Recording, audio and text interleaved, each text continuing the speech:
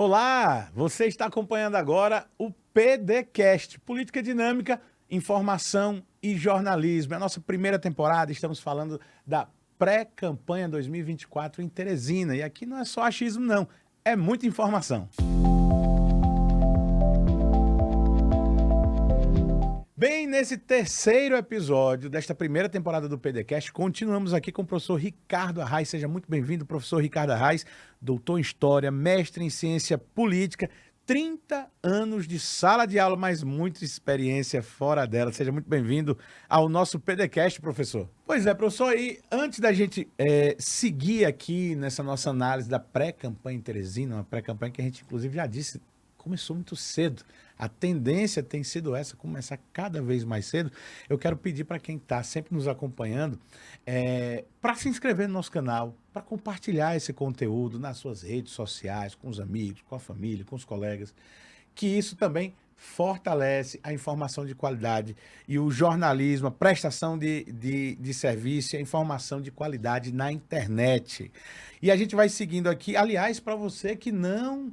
que você está chegando agora e não está sabendo, já tem 2 episódios dessa primeira temporada. Os links vão estar sempre na descrição. Você acompanha todos os episódios completos no nosso canal do YouTube, tá bom? E neste episódio 3, professor Ricardo Arraes, a gente já falou sobre a pré-campanha de uma maneira geral, no episódio 1. No episódio 2, a gente falou sobre o pré-candidato Silvio Mendes, do União Brasil, e hoje é a vez dele, Fábio Novo, candidato do governo, porque todo governo do estado tem que ter um candidato a prefeito aqui ou em qualquer lugar, professor, é isso?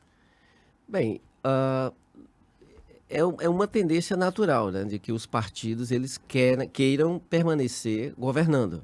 É um desejo natural de todos os partidos e de todo ser humano, né, de conquistar o poder e manter o poder.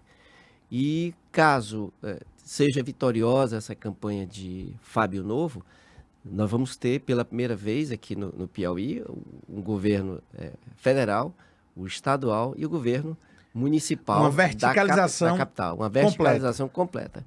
Daí, inclusive, essa expressão que está sendo utilizada na campanha, Junta Teresina, né, é de fato um grande juntamento de forças, no sentido de viabilizar, né, e tornar vencedora essa campanha de Fábio Novo, aqui na capital. Já a gente vai pegar o gancho desse Junta Teresina, mas antes disso, parece estranho, mas vamos começar pelo começo.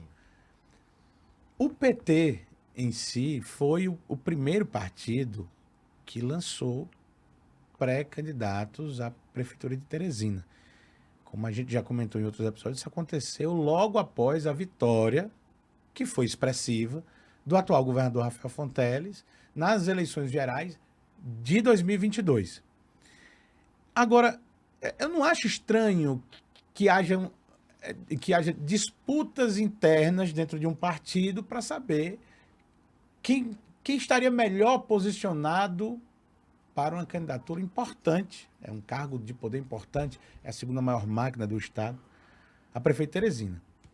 Mas me pareceu absolutamente novidade o tamanho e a intensidade da disputa que foi a pré-campanha interna do PT. Lembre que a gente chegou a ter o PT com 4 pré-candidatos, o deputado federal Merlong Solano, o deputado estadual recém-eleito à época, doutor Vinícius, o deputado estadual Franzé Silva, também à época recém-eleito presidente da Assembleia, e Fábio Novo. Essa disputa, ela chegou assim, só faltou mesmo tapa, o resto teve. Você acompanhou isso? Teresina toda acompanhou, né? Isso é natural dentro de um partido que se diz um partido democrático, um partido aberto, né? Então, essas correntes intrapartidárias, essas correntes presentes dentro do PT, é que ainda dá alguma oxigenação ao partido, que o partido, de alguma maneira, ele ficou muito acomodado. Mas essa disputa interna com 4 nomes, isso foi positivo para o partido, né? Que o partido se repensa, o partido fica oxigenado, ganha um frescor novo. E esse adiantamento, essa antecipação da campanha, de alguma maneira é ruim. Por quê? Caso o pré-candidato ele tenha um desempenho bom ou razoável, ele vai ter que manter isso durante uma longevidade maior do que os outros partidos, do que os outros pré-candidatos. Vai ter que sustentar durante mais tempo essa pré-campanha que a gente já discutiu aqui. É campanha, não deixa de ser campanha. É só por conta de a gente ter que aceitar o que determina a legislação, de não poder chamar esse período de campanha. Mas, de fato, o que tem acontecido é uma campanha aberta, explícita, despudorada de todos os candidatos. E aqui é de todos os candidatos. Então, isso, de alguma maneira, é ruim para aquele que está na frente, porque ele tem que sustentar esse primeiro lugar, essa vantagem, essa posição na frente dos demais candidatos. Agora, a gente não pode culpar isso apenas aos partidos políticos. Não. A imprensa jogou pesado também nisso e, inclusive, cria de maneira artificial uma polarização, como se de fato houvessem apenas 2 candidatos. E nós temos no mínimo 3 candidatos certos que disputarão. Mas a imprensa, ela jogou pesado em que há apenas 2 candidatos, que é o candidato do União Brasil e o candidato do PT. Os outros são apenas assim, satélites menores. O que o senhor está dizendo, como cientista político, Sim. E provavelmente como espectador do que a imprensa fala, é que não foi uma questão de valor de notícia, mas de propósito que a imprensa destacasse 2 candidatos como, a disputa é entre esses 2. Esquece, o outro não tem condição. É Fábio Novo, é Silvio Mendes, e deixa o doutor Pessoa aqui fazendo qualquer coisa, menos se viabilizando como pré-candidato. O senhor acha, o senhor acha que isso pode ter partido de alguém ou uma decisão que a imprensa toma de uma maneira deliberada, pessoal, e de uma maneira proativa? Olha, Marcos, de alguma maneira, esse cenário polarizado, ele também aconteceu na eleição de 22. Nós tínhamos ali cerca de 10 candidatos à presidência da República e a imprensa focou em 2. É tanto que o terceiro colocado nas eleições para presidente da República foi voto nulo e abstenções. Foi o terceiro colocado. Então, os demais candidatos tiveram um desempenho muito ruim, porque, inclusive, a imprensa nacional ela focou em 2 candidatos, numa polarização, e apostou nessa polarização, que foi entre o candidato que era presidente da República, no mandato, o Jair Bolsonaro, e o Lula. Os demais eram, assim, satélites, distantes daquele centro que gravitava a eleição. Isso não era o real, isso foi fabricado. Então, claro, eu não conheço os bastidores no íntimo. E aí você pergunta, isso é proposital? Certamente. Agora, o que provoca esse proposital? Porque eu não vou entrar em detalhe, porque eu não conheço os detalhes, mas alguma coisa leva a que isso seja fabricado. Nós não temos só 3 candidatos, nós temos muito mais candidatos. Mas o que aparece na disputa é só fulano ganha em primeiro ou fulano fica em segundo. Então, mas há outros candidatos, né? E isso não aparece no noticiário. Então, assim, em jornalismo a gente chama assim, tem um agendamento, né? Que é aquilo que a gente escolhe que seja notícia para que as pessoas entendam que aquilo é notícia e esse é o assunto do dia, do momento e tal. Existe também a espiral do silêncio, tipo, nisso aqui a gente não fala, para ninguém lembrar disso, a gente não ter que... ninguém tem que se importar com isso. O senhor, então, acredita que a fabricação do cenário ela não pode ser espontânea da cabeça do jornalista? Não. Deve ter um endereço aí. Tem um DNA, tem um QI. Tem um QI que faz com que tenhamos essa polarização. Veja só, se você observar e o telespectador não é ingênuo. Se você observar, sequer o nome do prefeito aparece nas notícias que minam a administração dele. A administração dele é minada diariamente nas TVs. Isso aí tem também uma razão. Isso tem uma razão de ser.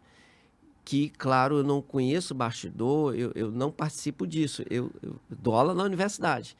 Mas eu fico analisando, por conta da própria necessidade de eu conhecer a realidade local. É visível em análise, é visível. Não, você não precisa saber de bastidor. Não tem, em análise é visível. Isso, não tem o nome dele, não aparece o nome dele, ele é simplesmente colocado no esquecimento, ele tá na sombra. O que está em foco é a administração dele. E para fazer com que essa administração seja simplesmente rejeitada. A gente vai voltar a falar do doutor Pessoa um pouquinho mais na frente. Mas eu quero voltar para um outro assunto que tem a ver com a candidatura de governo. Sim. O enorme número de pesquisas. E aqui eu não preciso nominar os institutos. É visível que existe uma quantidade maior de pesquisas que são feitas por encomenda do grupo governista. Às vezes eu não entendo, porque assim, sem ser estatístico, mas tendo a experiência, às vezes não tem motivo para você ter uma pesquisa entre um e outro, porque não deu espaço de tempo para nada acontecer. Que não teve uma adesão. Porque assim, eu fiz um evento com 20 mil pessoas, eu quero medir isso. Pesquisa. Eu tenho uma pesquisa uma vez por mês para saber no espaço de 30 dias o que foi. Ótimo, tranquilo. Mas, às vezes, assim, na mesma semana, saem 3 pesquisas. Ou seja, quer dizer que cada uma delas foi feita no intervalo de 5 dias. Pesquisa eleitoral nessa quantidade. Qual a razão de ser disso, professor? Olha, toda pesquisa, ela é por encomenda, né? E aí não tem como. Mas veja, é possível que haja uma preocupação de pré-campanha de você ter essas informações com institutos diferentes. Ok, está explicado aí, esse seria um argumento para dizer por que tem tantas pesquisas. Agora, uma pesquisa, ela tem que refletir um evento que marcou, ou positivamente ou negativamente. Aí você precisa testar isso. É interessante, as pesquisas são muito necessárias. E ninguém está dizendo que não é. Não, elas são primordiais. Elas nem sempre precisam ser registradas no TRE, porque elas necessitam de serem publicizadas. Sim. Elas podem servir como se chama consumo interno. Tal do famoso consumo interno. Para você saber qual o bairro que você está bem, qual é o bairro que você precisa trabalhar mais, quais são as necessidades de determinados bairros. Então, essas informações estão nas pesquisas. Esses números aparecem lá. Então, isso é interessante para a equipe de pré-campanha e futura equipe de campanha. Então, elas são necessárias. Às vezes, para isso. Não necessariamente para medir um evento que tenha marcado aquele momento em que ela vai ser necessária para verificar o que aconteceu, né? De positivo ou negativo. Professor, a gente avançando aqui, é óbvio que um candidato com apoio do governador, a chance dele se tornar viável é muito grande na disputa de qualquer prefeitura. Claro. Certo? De qualquer governo, ainda mais quando o governo é bem avaliado. A gente falou em episódios anteriores sobre esses pré-requisitos que viabilizam candidaturas. O grupo, a estrutura financeira, algum aspecto sociopessoal. E nisso eu lhe pergunto, se obviamente não falta estrutura para um candidato do governo, se obviamente o grupo, ainda mais agora que a gente já tem partidos fechados, falta sim, obviamente as convenções, mas os partidos já estão fechados, já tem foto tirada, então a gente já sabe o tamanho do grupo. O que é que falta a Fábio Novo se nas pesquisas ele permanece atrás de alguém que tem menos estrutura, menos grupo? E, em tese, se sustenta na enorme reputação que tem. Olha, o que esses números têm mostrado? Esses números têm mostrado não uma tendência, esses números têm mostrado a história do PT disputando a prefeitura de Teresina. São aí mais de 3 décadas, né? E o PT sempre marcou presença. E o PT sempre marcou presença nessa condição de estar sempre atrás. Então, isso é um traço histórico. Isso é um traço histórico. Por outro lado, isso significa que não há ainda uma sintonia de Fábio Novo com o eleitorado de Teresina. E se você lembrar que o passado recente não é positivo, isso tem que ser lembrado, e aqui eu não estou trazendo nenhuma novidade. O Wellington perdeu para o Senado em Teresina. Rafael perde para o governo em Teresina, né? E aí foi para Silvio e Joel, né? Que foi o candidato. Lula que ganha em Teresina. Fábio Novo ficou em 4º lugar na última eleição. Então, veja, existe um quadro que tem que ser superado do PT em Teresina, que é, de fato, tornar-se viável em primeiro lugar, porque nem com o Wellington Dias isso aconteceu, né? Quando ele disputou a prefeitura de Teresina. Terminou mal e porcamente em 3º lugar, isso, quase perdendo para o Beto Rego. Flora Isabel também teve um desempenho muito ruim. Eu acho que o desempenho bom mesmo, acho que foi com o Nazareno, né? Que teve um desempenho razoável terminou em segundo, numa disputa para a prefeitura de Teresina. Mas, então, esses números estão só refletindo o que é a história do PT disputando a campanha em Teresina, que é estar sempre atrás do PSDB. Hoje não é PSDB, mas é uma figura que representa ainda a imagem do PSDB na capital.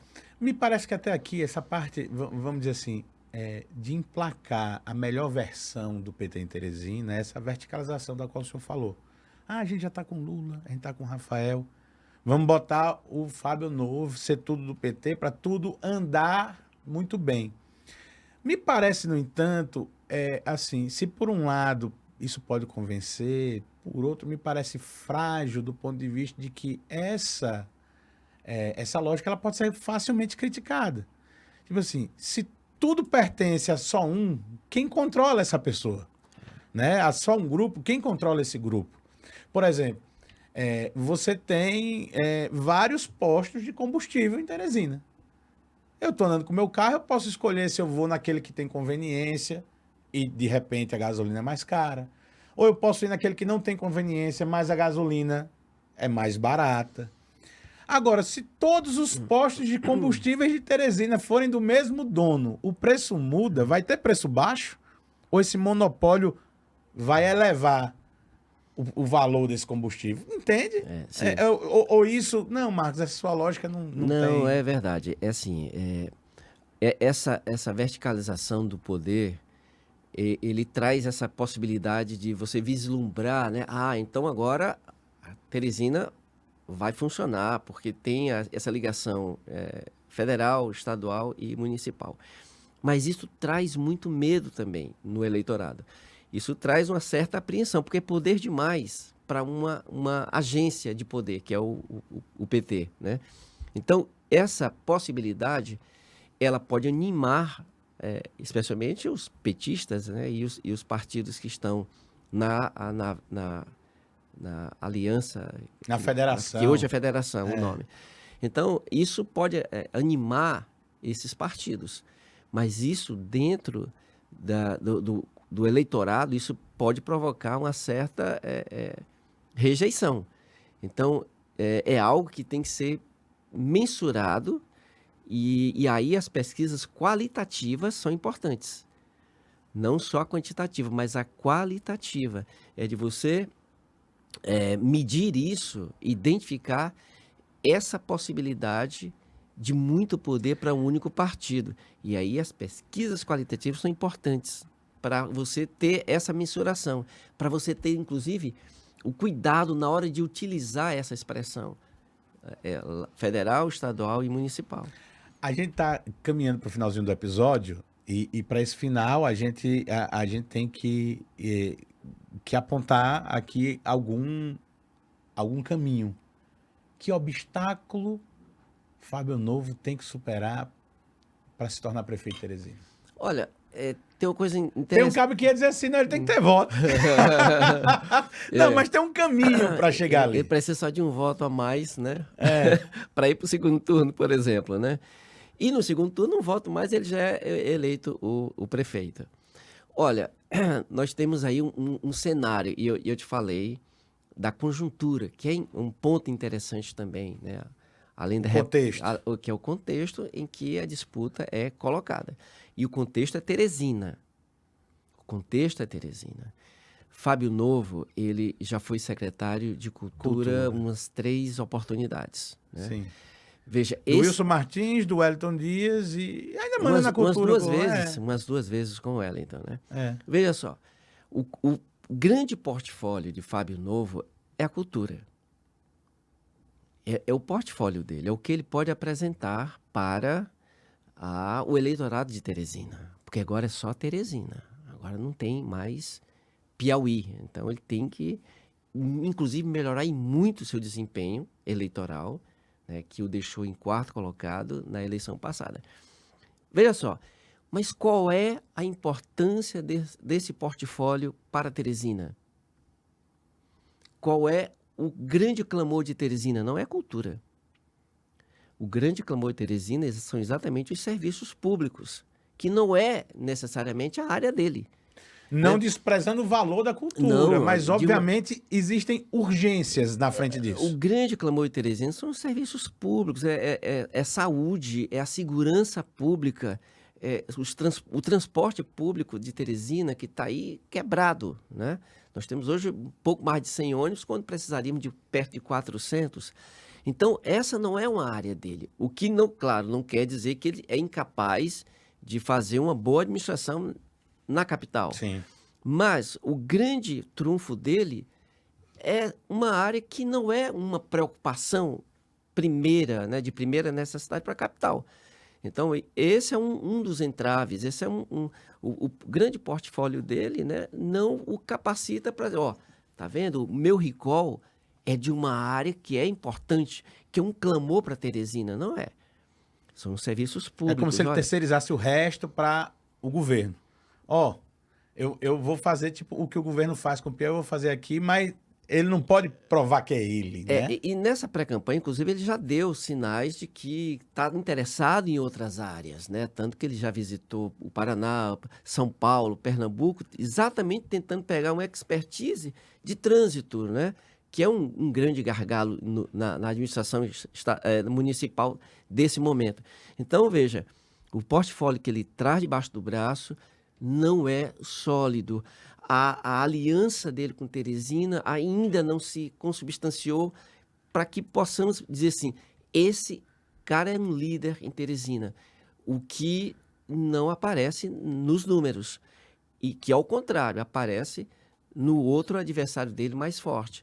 Então, ele tem essa desconfiança ainda da capital. O próprio PT ainda é desconfiado, né? Tem a desconfiança na capital. Por isso, os números ainda refletem o que já aparecia em outras campanhas, né?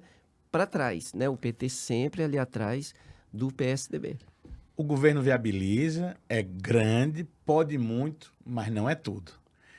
Essa é a análise até aqui de Fábio Novo, encerrando o nosso 3º episódio sobre a pré-campanha a prefeito de Teresina em 2024. A gente reforça para você, claro, que ative as notificações, se inscreva no nosso canal, o link dos episódios estão na descrição e, obviamente, acompanhe o 4º episódio desta primeira temporada do PDCast. Muito obrigado pela audiência.